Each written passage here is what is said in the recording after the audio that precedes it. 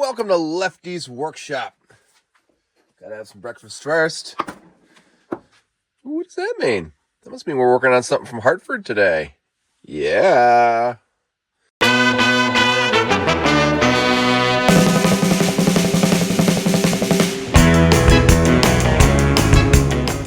But first, we're going to open up a present from a viewer. Shane from Vermont. Remember that I said I wanted one of these a few months ago on one of my videos. And he was kind enough to send me one. This is the Canadian Tire mini buckets. So that's pretty cool. We're going to use that as like a pencil cup down here. Put stuff in it. So thank you to Shane for that gift. All right, welcome back, everybody. This week, we're going to be working on the Billings Toolbox, finally. I know I introduced this to y'all like, 6 months ago. But we're going to work on it now. All right, before we get into this, a little backstory on why this took so long. Largely because of the paint. So you'll notice that this thing was painted a nice hammered blue finish. And many of you will also notice that I painted my first Billings set in my first video ever in a nice hammered blue finish. But as you can see, these colors are different. This is much darker. Also, this stuff isn't made anymore for political reasons, I'm told. Basically, the stuff that goes into it is made in Ukraine, and, well, unfortunate things are happening in Ukraine right now. People are selling these cans of blue hammered finish paint for $120 on eBay. I know I paid $60, but I'm not paying $120. But I have a solution. You will see here another project I've been working on. This is a 1964 Gray Canada complete apprentice toolbox with tools, original tools. And I've been trying to match this paint. And obviously they don't make a greenish bluish hammer finish paint that I could find. So what I have come up with is a base of Rust-Oleum automotive primer. Cover that in a good coat of Krylon hammered silver. Let it dry overnight. And in this particular instance, I have found that AMC engine blue matches very, very well, particularly by this company, Seymour. So what we're going to do for the Billings case is the exact same thing, except we're going to use Ford engine blue, which looks much more closer to the Billings color. And it will get this nice hammered finish paint, hopefully. The other plan with this particular set is we're going to, zhuzh it up a little bit here. I know originally when this thing was made, it was just painted with paint in a factory and no really thoughts were made. But we're going to luxuryize it up a bit. We're going to copy chrome the handle here and the latch, kind of like how really nice sets were done back in the day. Obviously, we're going to, just like we did here, dab white paint on the letters. We got a sticker for it, and, if we have time, we might do a little fixing up of some of this. But this is going to be the box where I keep all my cool Billings tools. This we're more focusing on the box and not so much the stuff in it. These need some love. That might be another thing. We'll see how we're doing on time as we get through this. These are actually interesting. It's a complete set of square bit sockets. You don't see that very often. This is the older version of the Billings ratchet I restored before. This has sort of a cast aluminum knob. I actually like that better. Here's the screwdriver we did before and the multi-head screwdriver. And here we have an original 1895 Billings set of pliers. Various wrenches that I'm not really going to talk about. Original 1925 Billings adjustable wrench. And an original Billings ball peen hammer.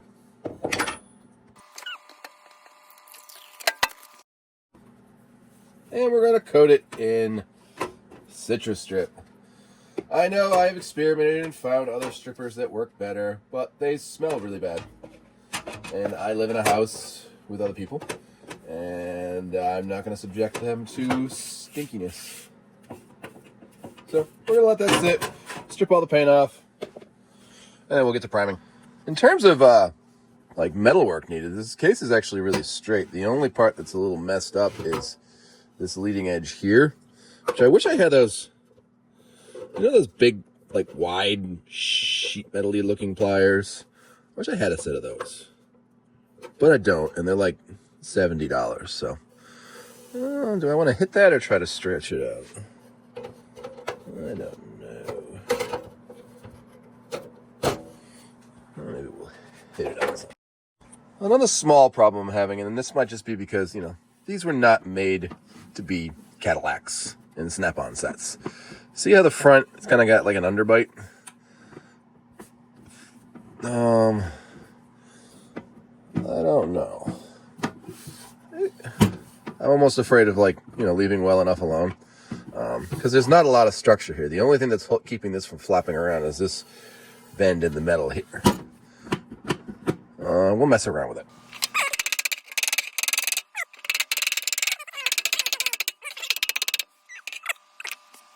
And here it is after a long time of scraping and painting, and scraping and wire brushing and everything, and then I still haven't even done the inside.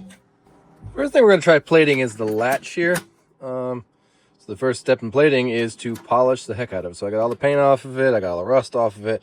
Now we're going to polish the handle and the latch, and then we'll try copy covering. All right, here's the latch all polished up. Do you know how hard it is to polish something like this that's attached to something using a bench grinder? It's very difficult. All right, so we're going to attach it on there. We've already got the wand soaked.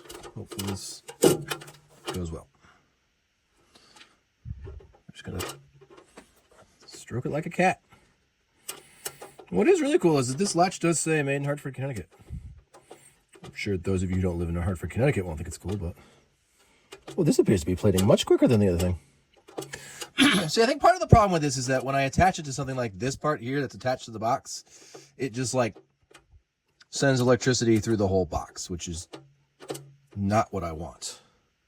Again, I'm new at this. This is not something I am great at, nor do I claim to be. So we're going to do this. It's already reacting much faster than other parts of it have done. So that's great. All right, so some of this might be saved. I have found what I presume to be polishing wheels as part of the kit here. So let's see. Oh yeah, look at that. That's nice. Oh, much faster. Look at that. Nice shiny chrome latch. You can read it. Quite happy with that. Now I just gotta carefully mask it off so I can paint it. Oh, would you look at that? Nice chrome handle. Alright, now we're gonna try and get dents out of this thing, which there are many.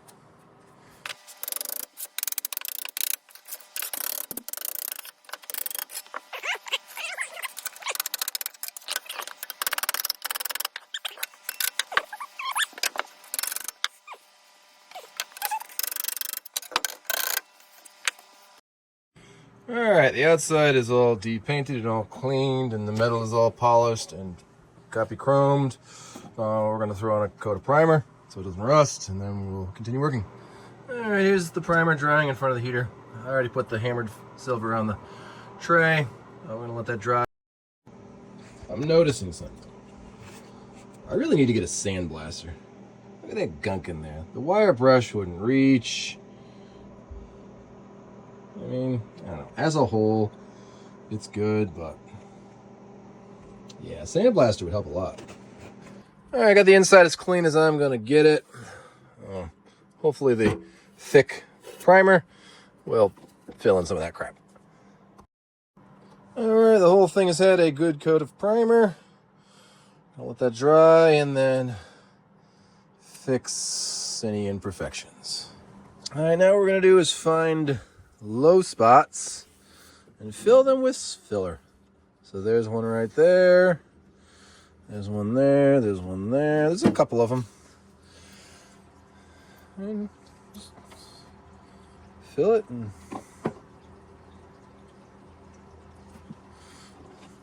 let it dry. Sand it. Prime it again. You know the drill. Alright, just going over it with a 800 grit sandpaper. Trying to get rid of all the little imperfections. Basically, all the little dents have been filled. We're gonna clean this one more time, dry it, spray it with one more third coat of primer, and I think we should be good then. Alright, so the Amazon Fairy brought the paint today, and I painted the tray. It had the gray primer and then the silver hammered finish. And you can see the hammered finish under that. I like the sheen. I like the finish on the hammered. The color isn't perfect. So I remember when I was a kid, my father had a 73 Ford F100, and he painted the engine what he called Ford engine blue. And I just remember it being darker and a little more metallic-y than this. But you know, I got a YouTube channel that needs to pop out videos once a week, and this is the paint I have, so I guess this is what we're going to use. The rest of the box is painted the hammered silver, and it looks good. No complaints there. Once that dries, we will paint it over with blue. And here it is. It's not exactly the color I wanted, but it's good as we're gonna get, I'm guessing. I don't know. Yeah, I mean, other than the fact that the shade's a little off, I'm not angry about it. We're gonna take off the tapes, make sure the chrome looks good, and then we'll dab that.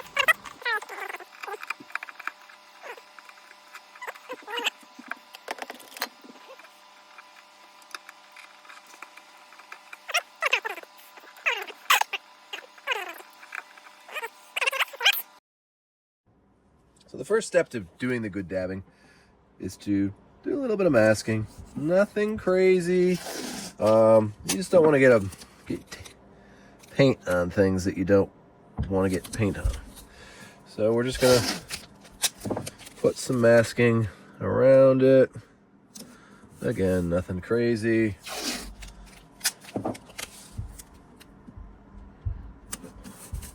All right, the most important part about dabbing is the dabber, made out of an old t-shirt. So you're just gonna take your old t-shirt, make a rag out of it.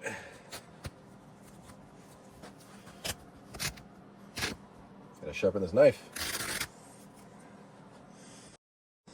All right, we get our rag, and we roll it up tightly, as tight as we can get it.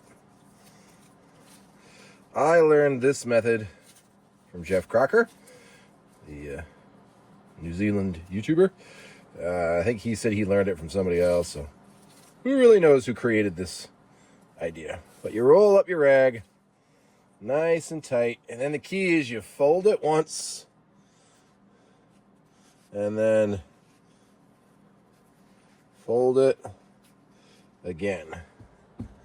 You get it nice and tight. You get some zip ties, and you hold it together with zip ties.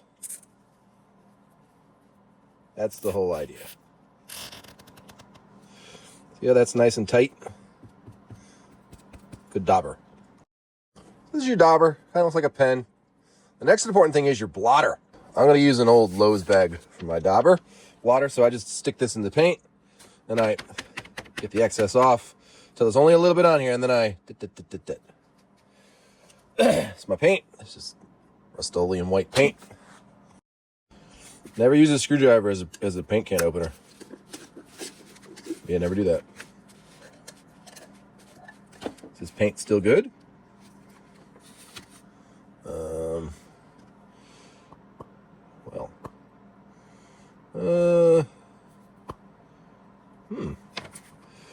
Is there any good paint in there?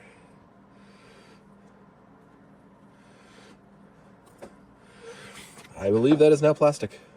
All right, I gotta find more paint. You know, I think I remember Jeff Crocker saying that water-based paint is better. So this is some old interior paint. It says it's white. Hopefully I didn't have it. That doesn't look white. Hopefully I didn't have it. Well, you can't really read the label anymore, so we're going to find out. What's in this? Is it white paint? Or is it tinted paint?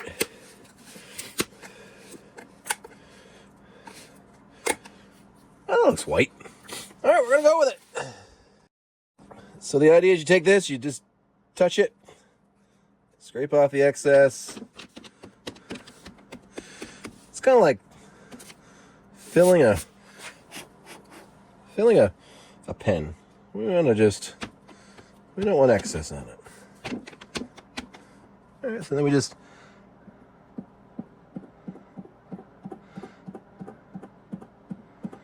see how the tape there is important.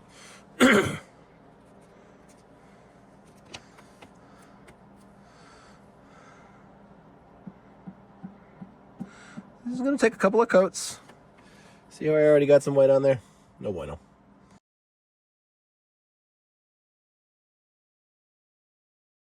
All right, after we do all that, we're just going to take off the tape in elegant fashion.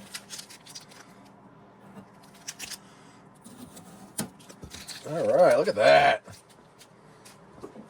That looks good. A little bit of touch-up that needs doing. There we go. I think that looks good. And of course, the last step, put the sticker on. This is a copy of what should have been here back in the late 40s, early 50s.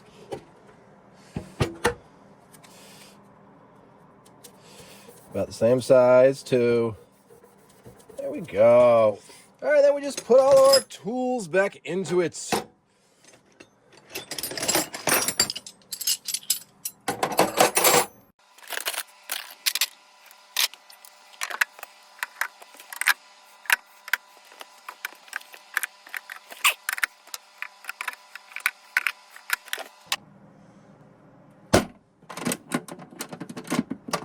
Well, thanks for watching. I hope you enjoyed watching me redo this as much as I did. I know the color didn't really come out all that well, but I think it looks good. It's going to be the future home of a lot of my future Billings tools that I restore on the channel. So thanks for watching. Please remember to like, subscribe, and share, and I'll see you next week.